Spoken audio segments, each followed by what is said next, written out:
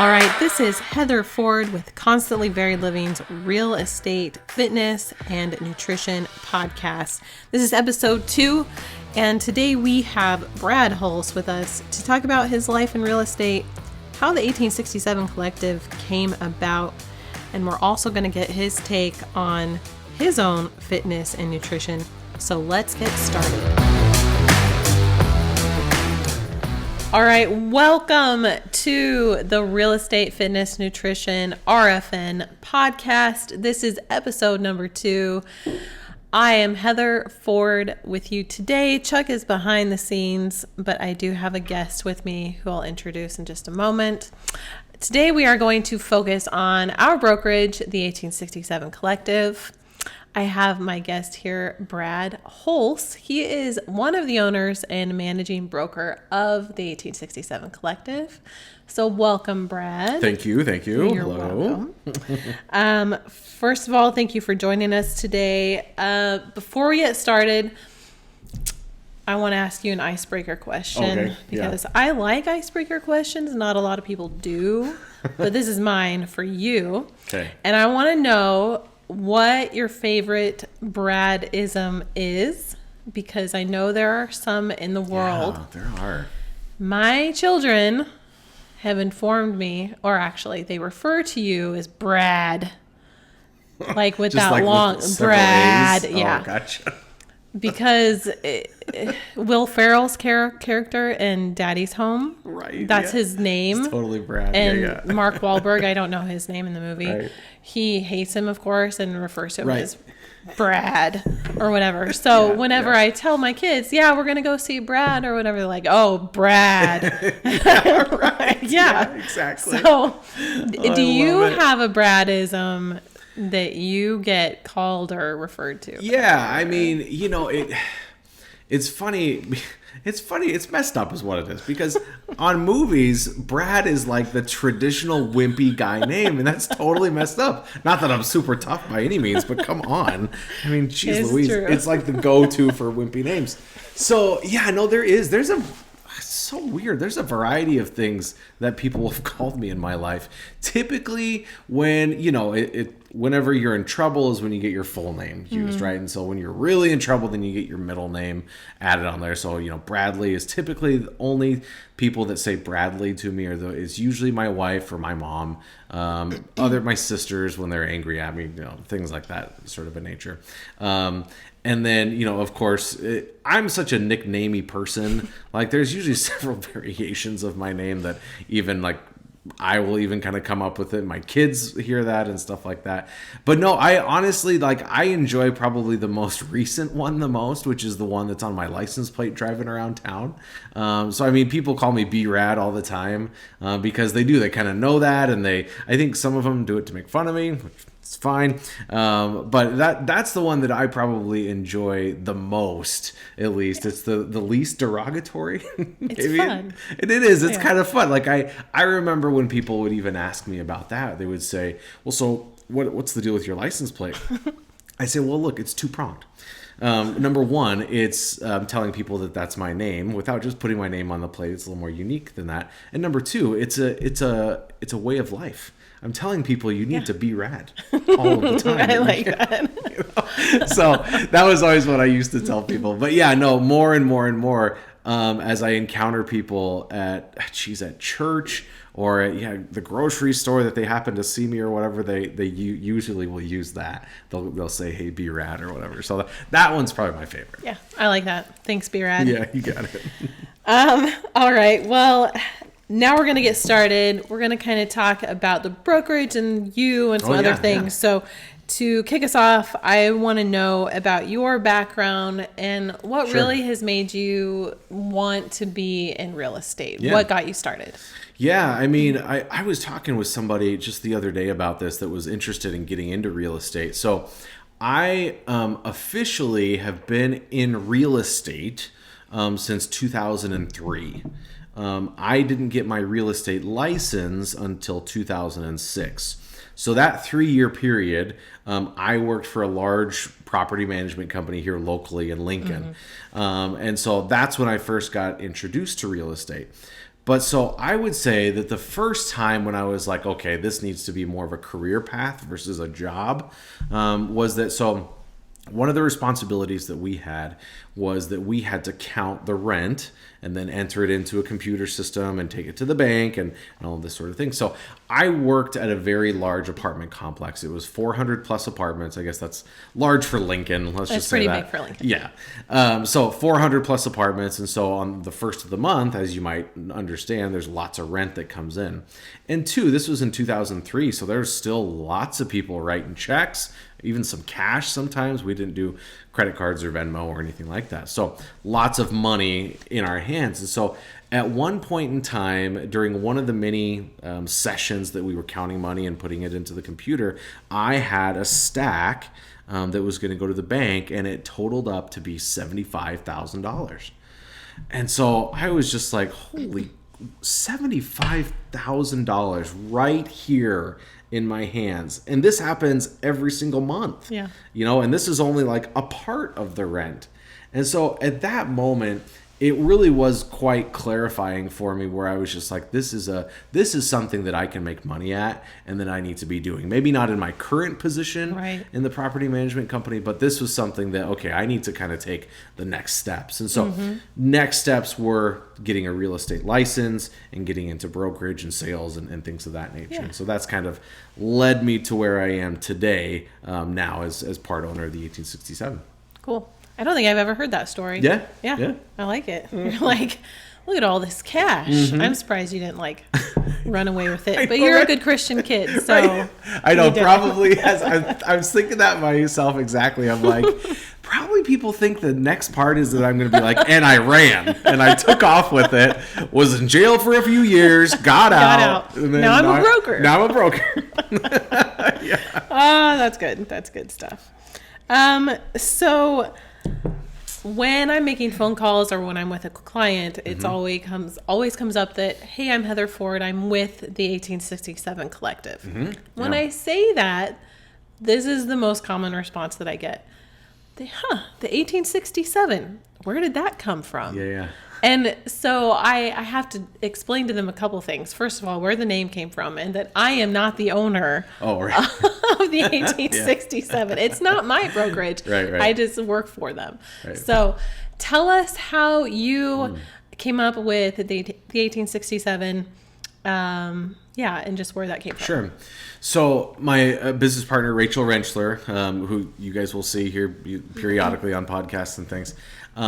So she and I both worked at our previous brokerage, where I was the designated broker, and I trained Rachel. So we got together at a certain point and said, we want to do something a little bit different, take it in kind of a different direction. So we decided to start our own brokerage. As we started brainstorming names, we started talking about, okay, well, what's the feel of our brokerage? Who do we represent? What do we want the name to say? And things of that nature. She's from Nebraska. I'm from Nebraska. We're Nebraska people. And so we wanted it to be very much about the state that we live in. Our previous brokerage very much was much more about like the city. So a little bit smaller. And so as we had agents and things that were from other towns and things, we felt like, well, that's not really indicative of where they're from, because we wanted it to be something that agents could use also in their own marketing, and not have it just be, well, this is my brokerage, that name or whatever. That maybe it could be a little more specific to them, whether that's that they're from Hershey, Nebraska, or from Malcolm, or from Pleasantdale, or from wherever, Valentine, a variety of places in Nebraska. So we kind of did some Googling and did some Wikipediaing, and found out that Nebraska was actually became a state in the year 1867. And so that seemed like something kind of different and interesting for us.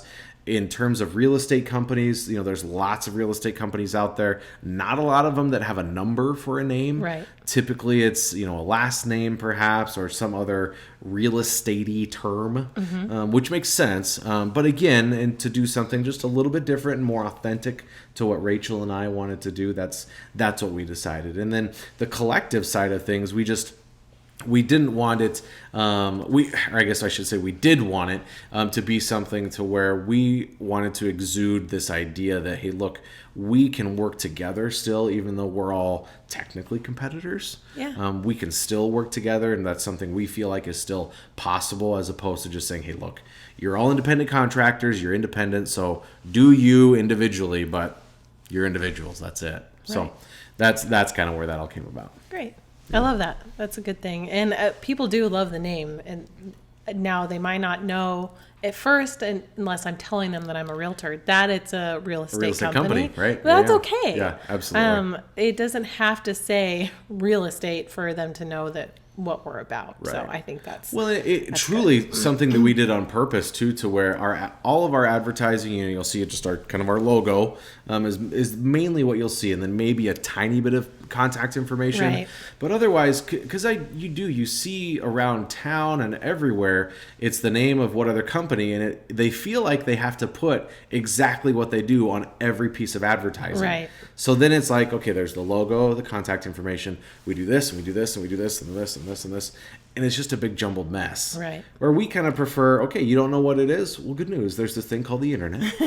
You can hop on. You can find out what we do. And so people can find out that way. Right. And it gives them a reason to look into us a little bit more. So that was another thing.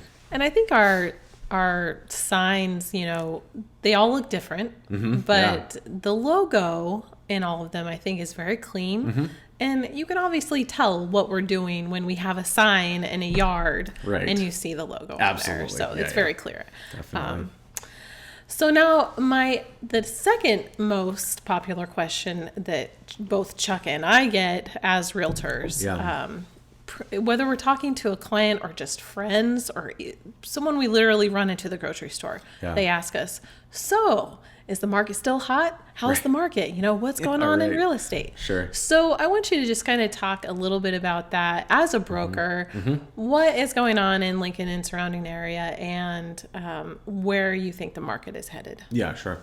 Yeah, I mean, it's been something that for a while now, the real estate market has been just extremely active, and for a variety of reasons. I mean, when I got into real estate was when real estate was headed down.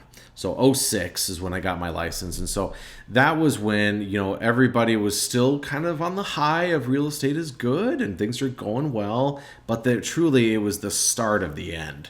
Because that was right when, adjustable interest rates started going up.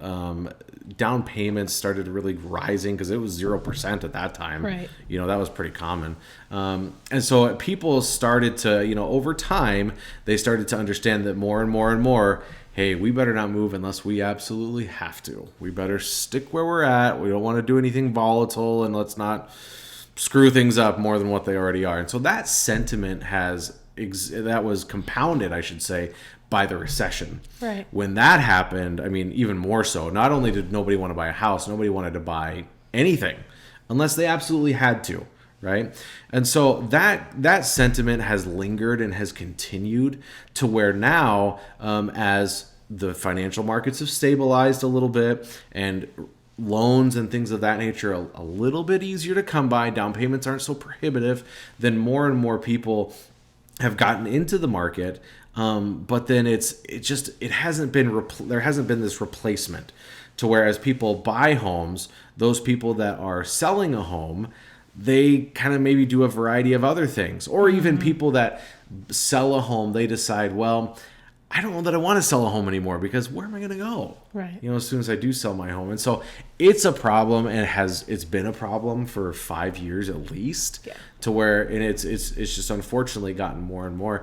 And we've had the additional problem of people coming into the market as real estate investors and holding houses as rental properties or whatever else. And so, well, then that means even more so, there's no more properties to sell. Right. So I don't know. It's going to be interesting to see where exactly we go from here, because interest rates have ticked up a little bit, but it always takes a little bit for that, or a little bit of time for that to make a change with people. Right. They're still of the mindset that, hey, interest rates are low and sellers' prices are high, so we might as well sell, get some money. So it's pretty confusing at this point as to really what direction it's going to end up going. Right.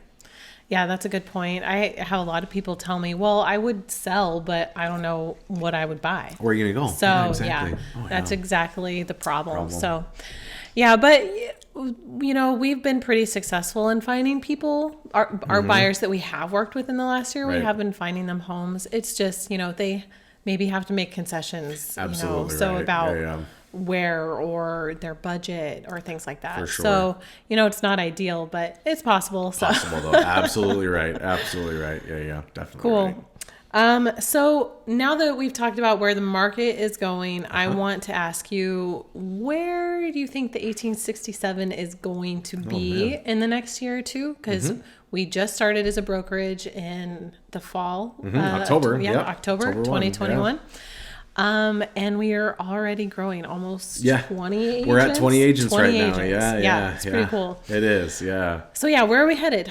Yeah, so I mean, our plan again as a part of the Nebraska thing is to be able to expand to the state of Nebraska, and that's something that honestly is not a new idea. Lots of people say they're going to do that; they try to do it, and sort of a thing. The difference is that now we have an MLS that has grown and is growing to where it makes a lot more sense now for there to be brokerages that are in several areas of town, and then also, I mean, we all truly have connections there. We have agents that are from Gothenburg, have lots of family there. We have agents that are from Norfolk and that have family there. So we have connections throughout the state, and so we want to be able to.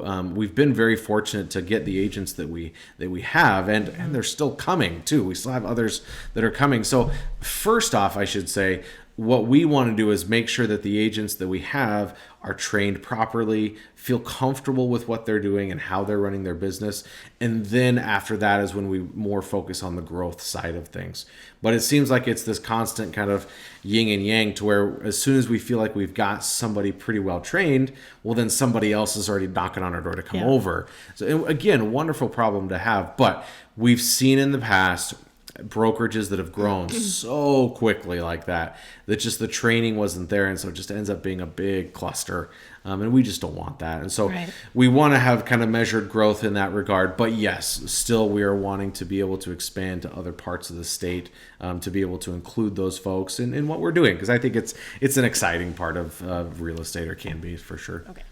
I was going to say, I love that you put a focus in the agents, because they obviously represent the 1867. Right. Without them, we wouldn't have a company. Right. So I love that you put a lot of focus and effort into making sure that they're trained well, because, you get your license and that's it. Yeah. You get the education, but the education doesn't give you experience. Yeah. So, exactly. And Chuck and I still call you with almost every transaction. Absolutely. Yeah. And we're like, Brad, we have this situation that we haven't encountered before. Right. Yeah. So what do we do? Right. Or what would Brad do? So I love that you put focus in the agents. So that just means that they're going to give quality service across the board. So I love that. Thank you. Yeah, absolutely. So that's really all I have about real estate. Yeah. Is there anything else you wanted to add or anything? No, appreciate the opportunity. I mean, that people are interested about learning about the 1867. Of course, we have our website up, the 1867 Collective, and following us on on Facebook at the 1867 Collective, Instagram, same thing, 1867 Collective, TikTok, the 1867 Collective. We try to make it really simple for people, where it's just you find the 1867 Collective on any of those mediums and you'll find us. Yeah, Google it and you'll get all those. That's right. Probably, you'll right? find it. Absolutely right. Yeah. So my last question has nothing to do with real estate and everything to do with fitness and nutrition. Yeah. So whenever we talk about real estate with someone, we're going to also ask them about their fitness and nutrition. Yeah, sure. So I'm going to put you on the spot a little bit, and I just want you to tell me kind of what your philosophies and ideas are on fitness and nutrition. Some things that you might regularly practice or try to practice, and then some obstacles that you face. Sure. Also, because we know that everybody struggles. No one's perfect, Always right? perfect, right? Right. Yeah. So tell me a little bit about that. So we, a couple of things come to mind. Number one, my wife Emily has a master's degree in community nutrition and health education. So Emily really knows her stuff. But Emily, my wife, is wonderful because she's always had this personality to where she's not judgy, and she's not super like intense with people. She just kind of has a nice light hand about things. And so that's a great thing. But then when it comes to when maybe she should push me not to do certain things, well, okay, then that's a problem, because she usually just kind of, that's what you want to do. You do, Brad. It. So that's kind of a problem. But no, I think probably the biggest thing that I struggle from, that I think a lot of people struggle from, is that, I call it the kid to adult transition. So when we're kids, we got to you should do what your parents tell you to. Right. And that's what they're there for, is to help guide you to do the right things. Well, that for me definitely included nutrition. And anything that I would eat and do, then there was always a lot of criticism. Well, you can't eat this, you can't eat that. And so constantly, that's a really, really easy justification, even at 40 years old, that I'm like, you know what? I'm an adult. I can do this on my own. Do whatever I want. Nobody tells me what to do. So I can do it. I bought it. After all, I could do it. Doesn't mean anything. But so that's something that I do, that you always have these. I have this just like bag of justifications for why I should drink another pop, or why I should eat something that is like essentially just chocolate and sugar. But so like I have all of these justifications like ready to go. Yeah. And it never fails. There's always one coming up. But that's one of the biggest ones, is that I'm still stuck in this mindset of just like, well, there's nobody to tell me what to do anymore. I'm an adult. I can do it if I want to do it. Stomp my feet and then go get my hidden Snickers bar somewhere. So that's always the most difficult part for me. But otherwise though, I quite enjoy being active. Emily and I are both really sticklers with our children about being active. Right. And we live in a place where there's lots of space and lots of things to do outside. So we're very, very active people. But P.S., that's not an invitation to make me go up a mountain or something. I don't I'm a Nebraska boy. So if you want to, I'll walk across some flat plains all day long. But I'm not going to go hiking or some crazy thing like that. That's nuts. But so we're active people. We enjoy sports. We enjoy just being active in general. So that's a couple of things we got. Yeah, that's cool. And I think a lot of people can relate with your, kid to adult transition issues, because it's true, especially, and I recognized that when I went to college. I gained a lot of weight in college. Yeah, in college, yeah. And I'm like, no one's here to tell me what to eat or when to eat it, so I'm just going to do whatever I want. And that was the time I went to Peru State College. It was a very small school. Yeah. And when I was there, they opened the Bobcat, which was a late night, greasy spoon type of place where you could go get a burger and fries and whatever else you wanted, so you could stay up and study or whatever. And that was the only place to go, and we went there. Right. Yeah.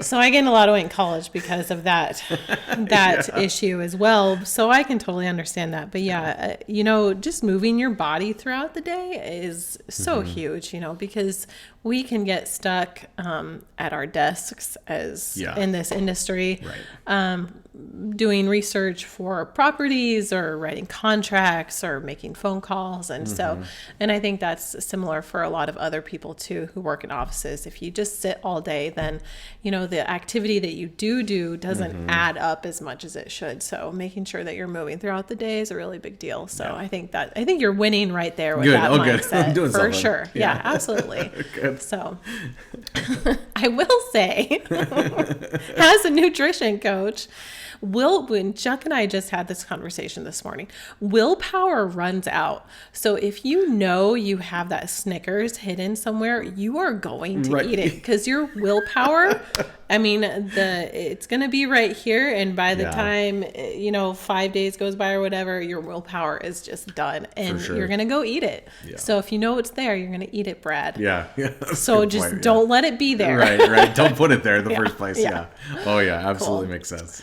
Well, thank you so much for joining me got today. It was really awesome to chat with you. pleasure, yeah. Chuck and I love being a part of the 1867 Good, for thank sure. you. Good. And you and Rachel are awesome to work with. Thank you.